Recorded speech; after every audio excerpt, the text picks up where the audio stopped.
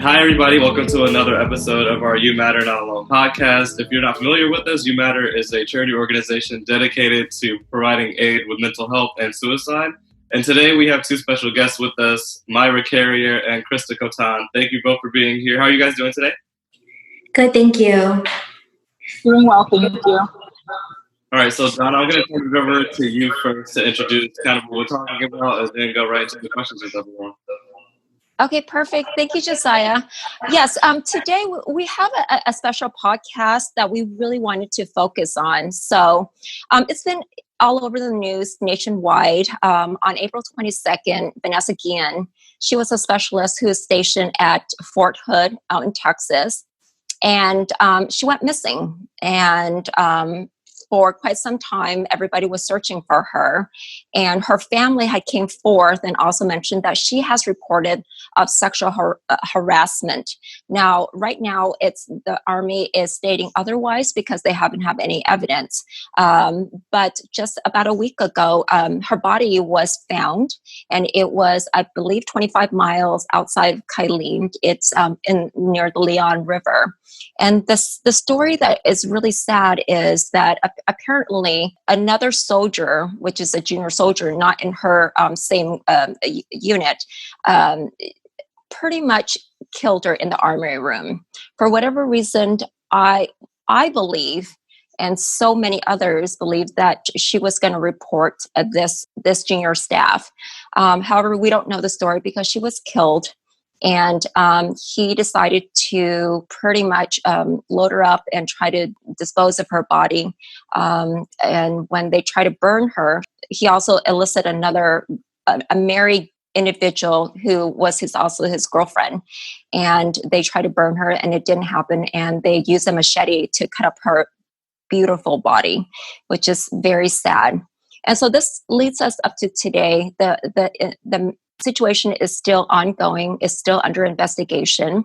And for the last couple of weeks, I have sent out an email and I put it on Facebook that we were looking for service members who was interested in coming onto our podcast and sharing their stories during their service time of any type of sexual harassment and abuse.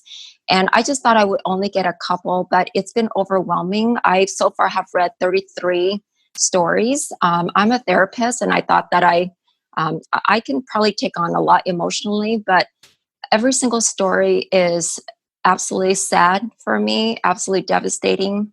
It's my sister, in arms, and I'm just lost for words. So today we have Myra, and then we also have Krista, and I'm going to turn it over to them. And I want them to share their stories in the service with their experience of sexual harassment and also sexual abuse. I'll turn it over to Myra. Myra, why don't you tell us your branch of service, your rank, and please share your story however you feel most comfortable. Okay. So my name is Myra Carrier. I came in the Army when I was 17 years old. I got out of the Army after 10 years, and I was a human resource specialist, 42 Alpha. And I joined the Army because I wanted to break the cycle of what was going on at home. I wanted to get out of there and do something else, and I knew that the only way for me to get out was through the military. Little did I know that it was going to be almost the same thing, if not worse. The first incident that happened to me, I was 17. I was getting off of the bus to go into the airport, and then for basic training in Fort Jackson. And at the airport, the NCO who was in charge, it was a group of females and males walking, and he pulled me to the side and he said, "Hey, come over here, DeLeon." My maiden name was DeLeon. He said, "Come here." So I was like, okay. I ran over there because, I'm so young and I don't know what's going on. And he's the first person I see in uniform, aside from my recruiter. And he's telling me to come over here and hurry up. So then I'm like, okay, yes, sir. What did you need? He said, "You're going to stay back. Let everybody else go. And when the next bus comes, you'll go with them." So I was, obviously going to say yes because I have no clue what's going on. So everybody left and he kept me behind. And he took me to this like little corner in the airport. And he said, okay, just come on. I'm just going to talk to you. I'm just going to tell you more. He gave me his email, his work email, his personal email, his cell phone number, the reception number. He gave me everything in a little paper. And he was explaining to me that I was going to go to basic, and after basic, I was going to go to AIT. And once I get to AIT, we'll have more freedom. And he's able to come and pick me up at any time, and he can go show me some fun. During this time, I was like, I'm 17. I said it 2 or 3 times. I said, I'm 17. This is not okay. He said, oh, don't worry. He asked me when my birthday was, and he was talking. He put his hand inside my thigh and kept talking. During that time, the next bus came in, and, there was other people, walking these new soldiers. And also they didn't say anything. It was a normal thing that this NCO kept a female back while the other group had left already. And I didn't think so much of it because there was so much just going on at the time. He told me to hide the little paper where he put his information into my shoe, because the drill sergeants aren't going to check your shoes.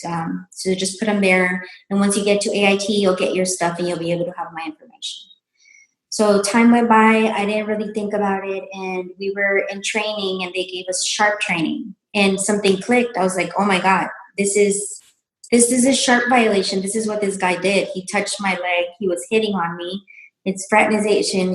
At the time I didn't get exactly what fraternization was, but I was like, something's wrong. This is not okay. So I talked to my drill sergeant and I said, I have his information in my shoe if you want it. We can go get it. Like, you just take me to my stuff and I'll give you his information. So she did, and I gave her the paper, and she was like huddled up with the other drill sergeants, and all she said was like, okay, we're going to take care of it. Don't worry about it. So I thought it was done. It was going to get taken care of. I was human resource in my job in the Army. So later on throughout my career, I remembered that stuff, and I went and looked up the individual. He was already a staff sergeant, so to me, what it looked like is that, this complaint, if there was a complaint made, I can guarantee you that he wouldn't have been promoted to a staff sergeant now or back then when I looked him up. But it was as if like nothing was there. So he kept getting promoted and everything. And for me, that makes me feel some sort of guilt, because I wonder, like, how many other females did he do that to? And he stopped at, touching my thigh. Maybe because I was 17, I don't know. But what else has happened to other females who have come in here and, met with this man? So that was the very first thing that happened in the military. Throughout the years, it was worse. And it was as if whenever I got promoted to an NCO, my eyes opened to another world, even worse than what I had seen before as a junior enlisted soldier. It was just, I don't know, it was very, I want to say traumatizing. It was, because it's very hard for me even now seeing Vanessa's case, and I can't help but feel some type of, like, I feel like as an NCO, the NCO Corps, we let her down. And I'm not even in the military anymore, and it just feels like maybe if I would have stayed in the Army, some way, somehow, we could have made that difference for Vanessa. But it's just, it's irrational, but it's just that feeling that I have with her case. And it's just a big disappointment within the military to hear the press conference and to, just it being dismissed completely. Because I can guarantee you that almost every female has been through some type of sexual harassment while in the military.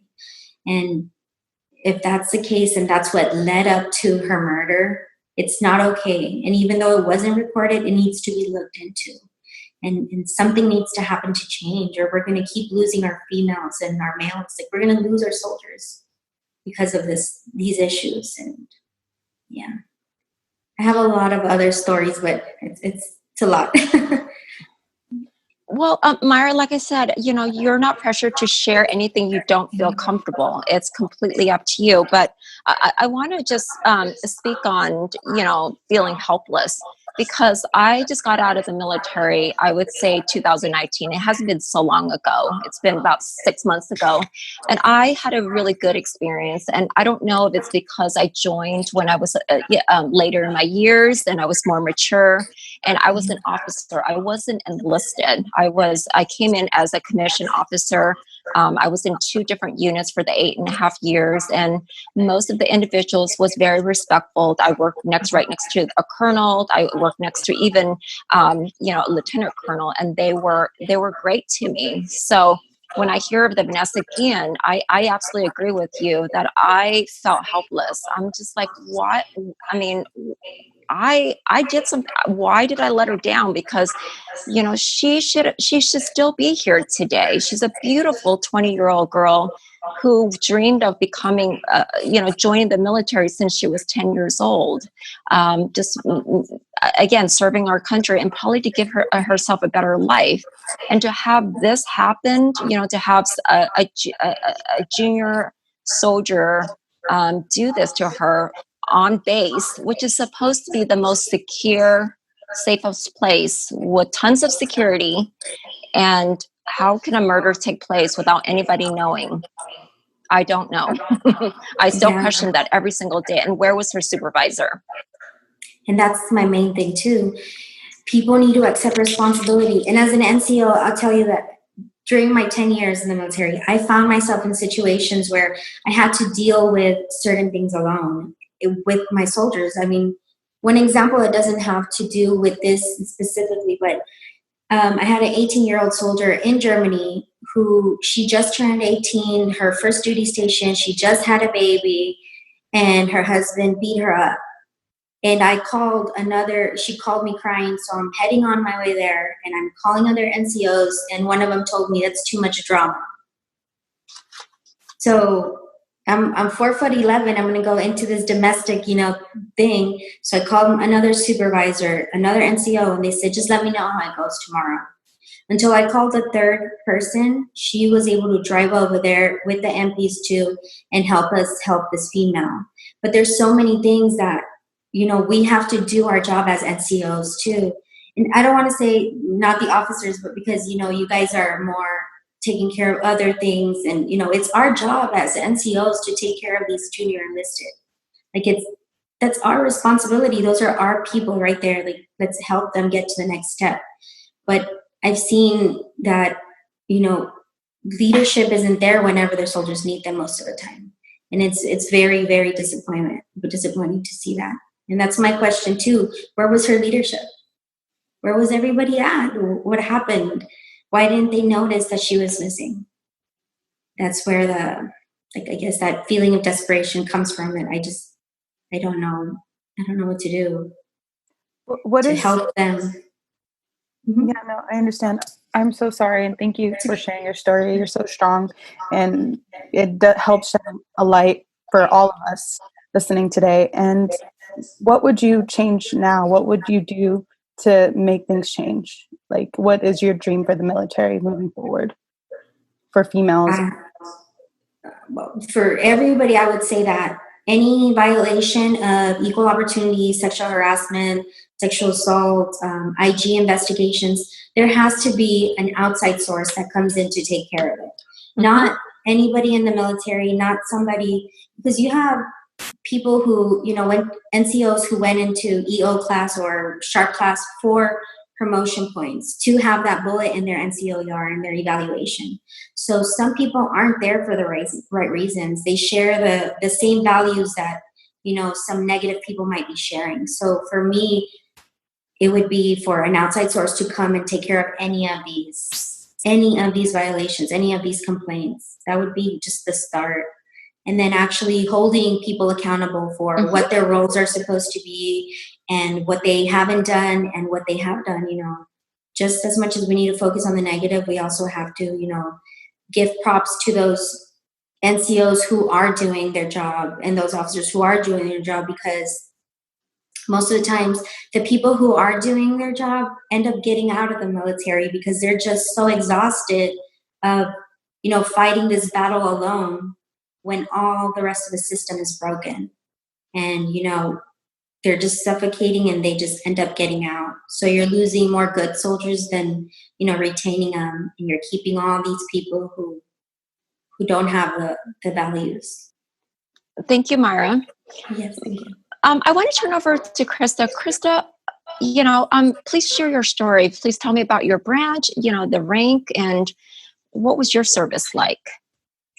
So I joined the Army in March of 1998. It was kind of like Myra, it was a circumstance. I wasn't going to be able to do much else to get myself going other than join the military. So I was going to join for 4 years, and then I was done, get my money for college, and go back home and go to school.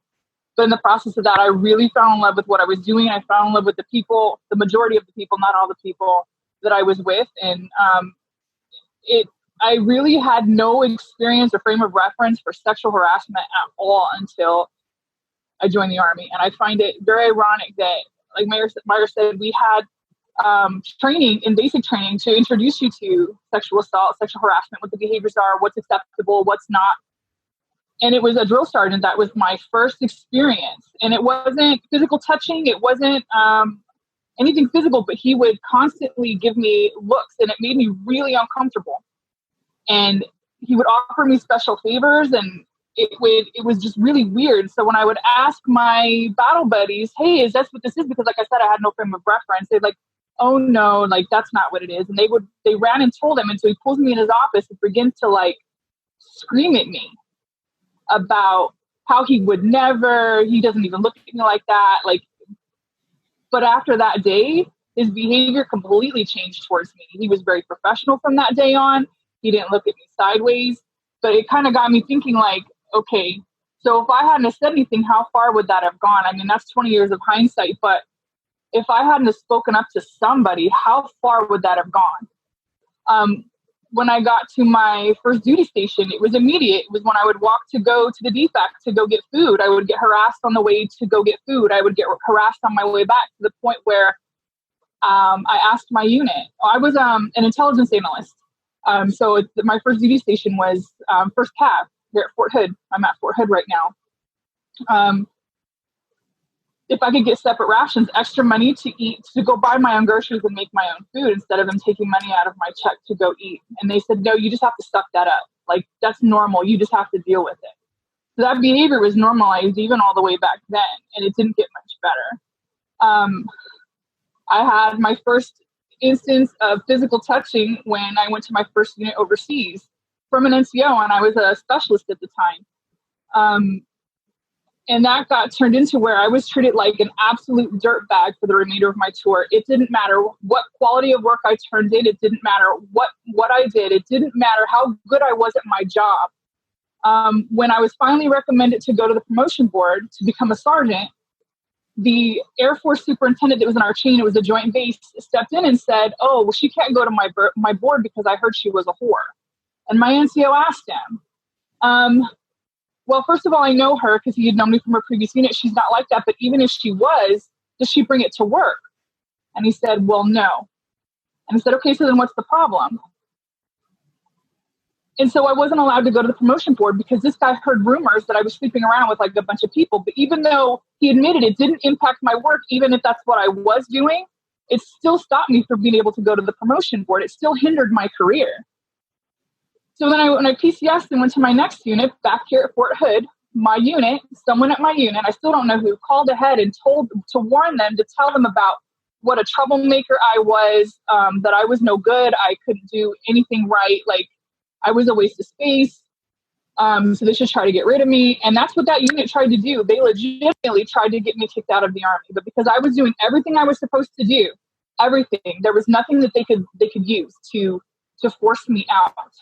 And all I kept doing is, this was about the time Iraq was first starting, and I really wanted to go. I really wanted to do my job downrange and really contribute to that mission.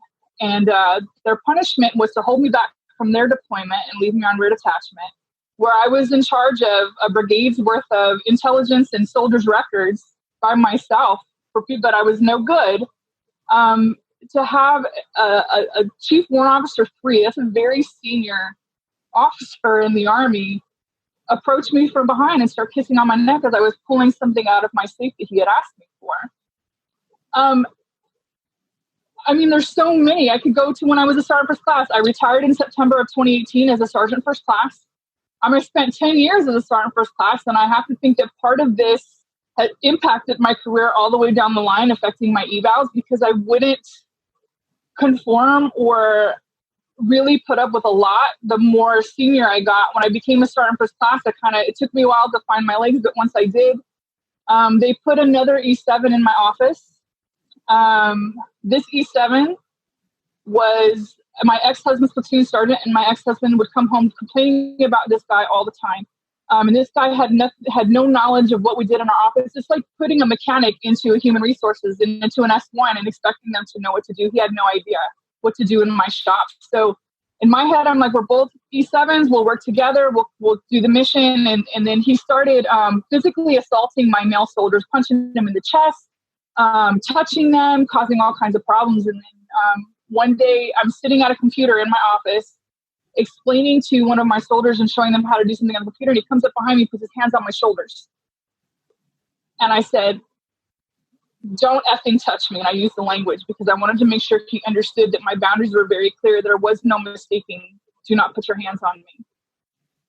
And he called me a frigid female dog. He said, and I said, I don't care what you call me whatever you want. Just know that you can't put your hands on me. I need you to understand that. There are multiple instances back and forth of that kind of behavior. And finally, I had enough when I was standing in front of my formation of my platoon of soldiers and I had my hands on my hips. It was PT formation. I'm in a t-shirt and a sports bra, and he comes up behind me and grabs me and almost ends up grabbing my breasts. And I said, that's it. I've had enough. I cannot do this. I went to my unit, victim advocate, sharp representative, whoever it was at the time, and I said, I want this to stop. So they basically told me enough to get me to back off, to kind of just like sit back and wait for things to happen. And there was no investigation. There was nothing done, even though he had done these things in front of multiple people and to multiple people. And one of the reasons he'd been moved to my office was because he was sexually harassing male soldiers and their spouses down on the line. So he was a known problem, a known offender, a known person that had these issues. And all they did was they moved him up to the headquarters.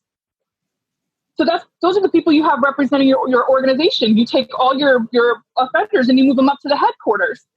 So how does that make sense? And it got to the point where the unit was not paying attention to me. So I went to 3 Corps and I said, I want to make a complaint. And I filed an appointment. And then I got called into the Sergeant Major's office, the Command Sergeant Major's office, and said, I can't tell you not to go, but what can I tell you so you won't go?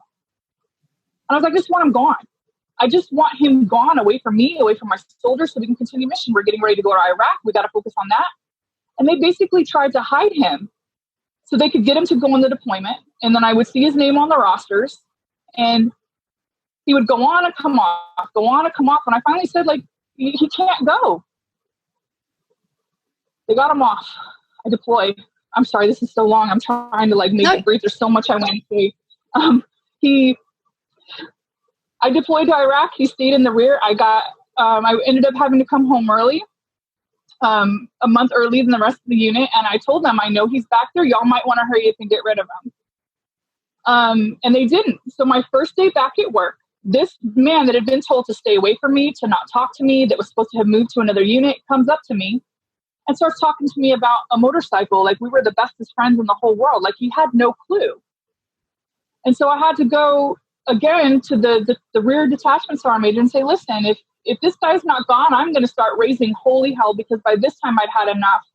After duty station and assignment after assignment, getting touched, getting spoken to a certain way, besides the sexism that you already have to deal with as a female, as a woman in the military, and then to have to continuously put up with this. And I was at the headquarters of the unit, of the higher unit, not at a battalion, not at a squadron, but at the regimental brigade level. And that's the behavior that I was getting as a female sergeant first class, as someone that was in charge of a staff section. So if that's happening to me at that level, and then it's happening at all levels, it's not going away. They finally moved that guy, and they moved him to the one unit on post on Fort Hood that I was trying to go to, the Military Intelligence Brigade, and they told me I couldn't move there because they moved him there. But it goes back to just, I'm very angry. That's why I wrote my Facebook post. I'm not one that normally likes to like get out in front and say, look at me, but this was too much. Reading every single article on Vanessa Guillen and seeing how her claims were dismissed because there wasn't somebody who saw it, there wasn't somebody that could attest to it, because the only person that could was dead, or the only person that would stand up and say this is what happened is gone. But that's what those people do. They wait till you're alone. They single you out. They prey on your innocence and your lack of understanding of the process of what's supposed to happen, how things are supposed to be. And it's not just enlisted females. I know officers, female officers. I know male officers, male soldiers. It's everybody in the military is open to being a victim of this because it's inherent in the culture of the Army. Krista, again, I hear your pain and I hear your frustration. And with our organization, I am committed, and along with my team, to do whatever we can. Obviously, there's only one of us, one group of us, and I know there's multiple organizations. But I mean, just for me, just to read 32 stories, and right when you were talking, I got 2 more ladies who just forwarded me their story, and I'm just glancing at it, and it gets worse. Every single story that I read literally breaks my heart, and to a point where I'm speechless, and I'm fully aware, even out in deployment, it's even much worse. I mean, the groping, the men inviting the females back to their tent. Like, really? You guys are on deployment. You got a war that you guys are taking care of. And I know there's more men out there, but I mean, we are clearly objectified. And I don't want to, be here to bash the military because, again, I know there's a good side to the military too, but they are retaining individuals that are not a good representation, and they are engaging in, inappropriate, inhumane behaviors. And being allowed to retire, they're allowed to take those full benefits. Meanwhile, yes, they're leaving the trail of victims behind them that don't get that have to get out after 4, 6, 8, 10 years because they haven't been able to process their trauma. They're still getting it on a daily basis. So the only way that they can start processing that is to leave the military. yes. And it shouldn't be like that. They should not be the one that are forced to leave. I've been asked, why did I stay for 20 years?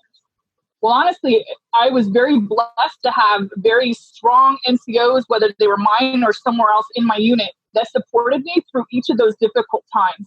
Because if I hadn't had that, there is absolutely no way that I could have continued on for 20 years. And I would never look at anybody that doesn't retire and had to leave for whatever reason.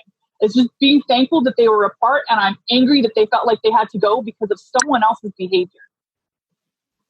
I absolutely agree. And I think there needs to be changes now. It's systemic. And, we need to really be able to have a third party, an outside investigator, investigate our claims, and then also investigate the chain of command too, as well, Agreed. to make sure that it's legit before we announce, what the outcome and what the result is. Exactly. I think another thing is that, charge them. If you are a civilian and you did this and you behave this way, you're going right to jail. So why is there an excuse when you're in the military and when you can sexually harass, grope, rape a woman and get away with it and still be able to be promoted and still be able to get your retirement once you get discharged and have the full benefits? That is not fair. While the ones that are victims, they have to go through the claims and so forth like that. There are like at least 10 stories that I received through our email talking about them having MST. If you guys don't know what MST is, Josiah, Leanne, it stands for military sexual trauma. They will have that for the rest of their life.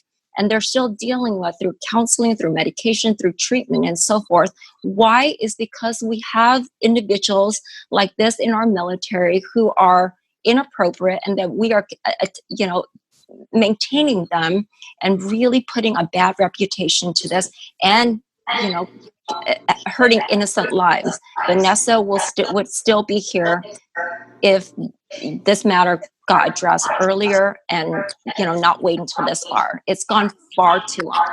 And if I could jump in and say something with that too, even with the MST, and I went through behavioral health. I went to behavioral health like a lot of times during my 10 years. And even through doing MST, once I got out and I started filing my VA paperwork, the first time that I spoke about everything that happened to me was because of Vanessa. And throughout my behavioral health appointments, I went and talked about certain things and everything. But when I got out and I started doing my VA paperwork, I had to rewrite every single thing that happened more than 5 times in order for them to believe me and be like, okay, she can get the disability for this. But at the 3rd time, I was already over it. I was like, I don't want to keep talking to people. I don't want to keep talking to someone new and keep rewriting it and keep refaxing it.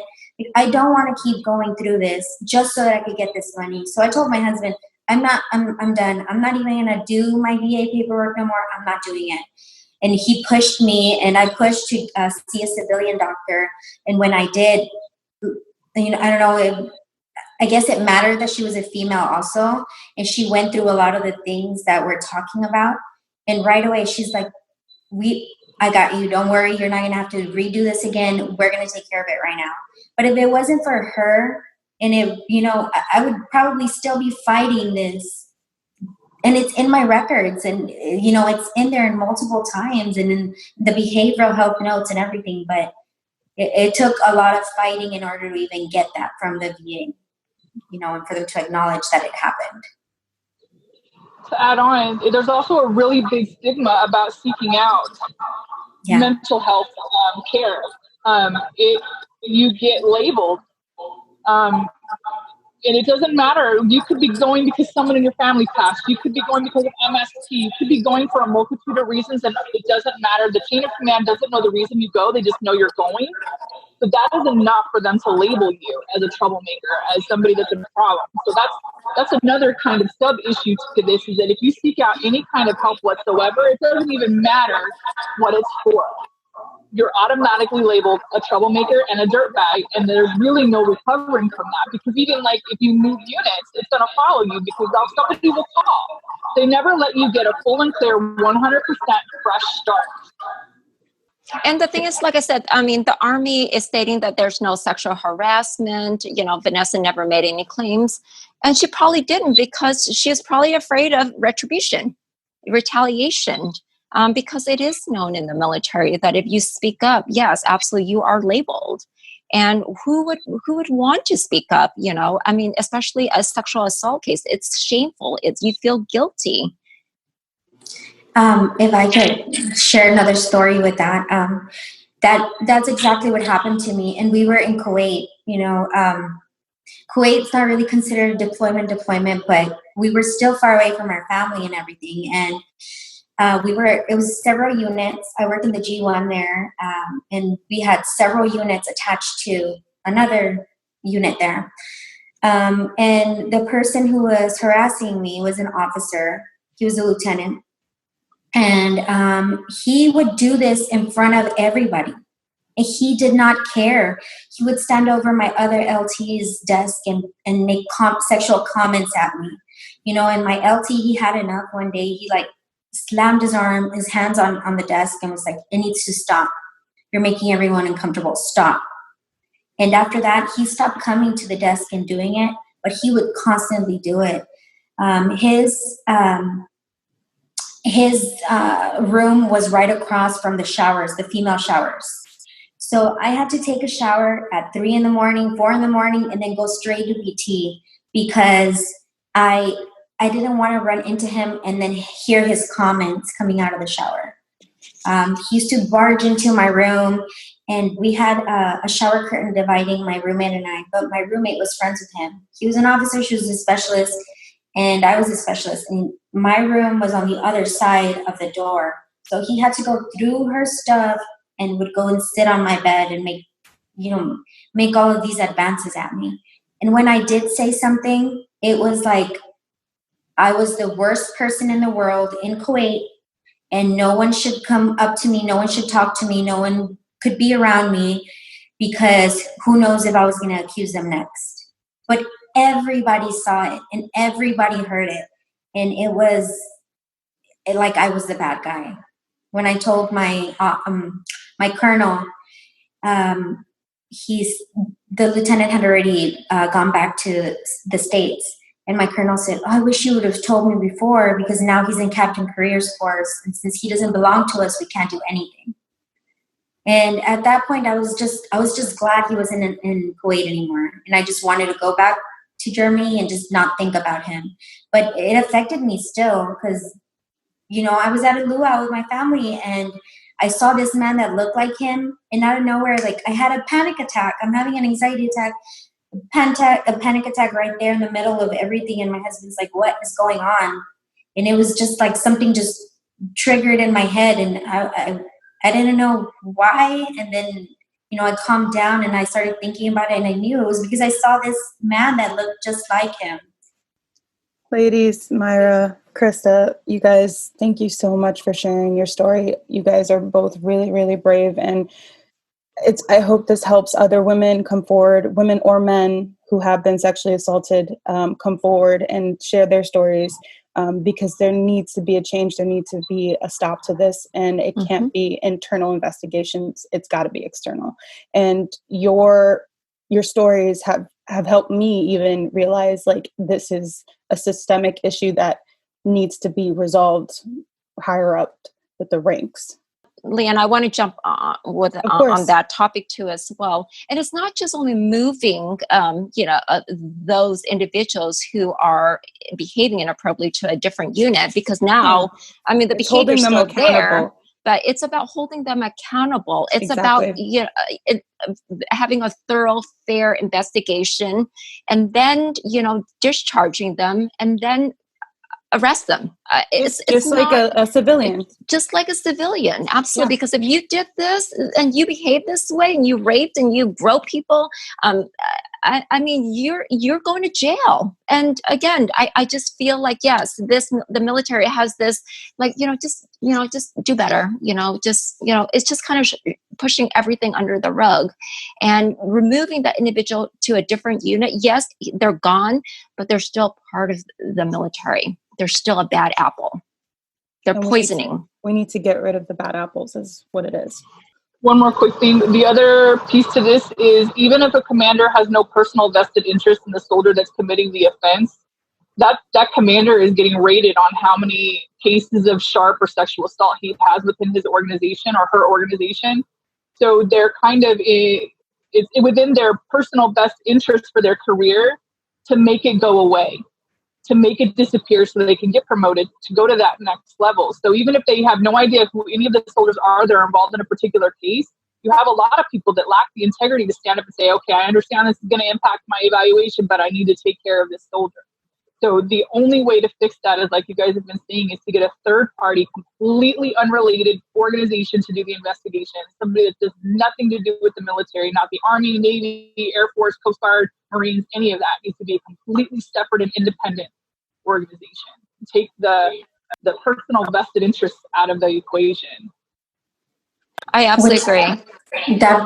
That's interesting. That's totally correct what she said. And it just happens that last night I got a message from my first sergeant when I was in my unit and one of these incidents happened. And he was trying to, this is exactly what he said. Well, remember when I helped you with this? And remember when I helped you with that? So, let's not share any names and let's not talk about any names, okay? And I was like, wow. It's still happening. And again, I just feel like staying silent, it means that we're being compliant to the inappropriate behavior, and it's going to cause violence. And so me as, who it was an officer, again, my experience was different. And I feel like it could have, it could be because I joined a little bit later, became an officer. And I've had a really respect and from my senior leaders and from my enlisted and so forth. So none of this happened, but I'm fully aware of this. And I feel like we all need to speak up. It's not a military issue. It's everyone's issue. And we really need to come together and really, restructure the military when it comes to sexual abuse and sexual harassment, and have no tolerance for this. Zero. They need to get out. It's not passing them to the next unit. It's still there. Yeah. So Myra and Krista, thank you both so much for just being able to share and being willing to come forward with your stories. And it's definitely given us a lot to think about. It's definitely going to give the people that watch this a lot to think about. And like Donna said, this is a societal issue. It's not just the military. So this is something that we all need to be working on and working towards change. So for everybody who is listening and watching, just make sure you all are doing your part. Sign petitions, call your governors, do whatever you can to help out the people that are in the military who are being affected by this, because this is something that we can't stand for any longer. So with that, I hate to cut the conversation off here, but it's been a really great time having you all here. Hopefully we see some change with this coming in the coming future sooner rather than later. And thank you all for being here again, and we'll see you all next week. So thank you all. Thank you. Thank you. Thank you.